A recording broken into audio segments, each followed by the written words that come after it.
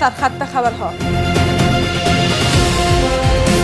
واکنش ها به انفجار شهر نو کابل و پذیرش مسئولیت این رویداد از سوی داعش. سخنگوی فرماندهی امنیه کابل میگوید که بررسی ها در پیوند به انفجار در رستوران مشترک چینی ها و افغان ها ادامه دارد. دست حلقه اطلاعاتی پاکستان در کار هست و به صورت کلی می توانیم بگوییم که به یک نوع ضربه به اعتبار امنیتی میزنند.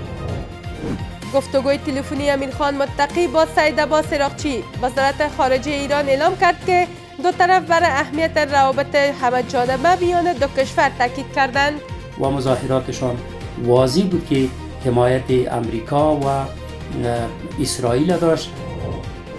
دیدار ضمیر کابلوف با مولوی گل حسن. دو طرف درباره گسترش روابط تجاری، همکاری های مشترک و مسئله ویزا گفتگو کردند.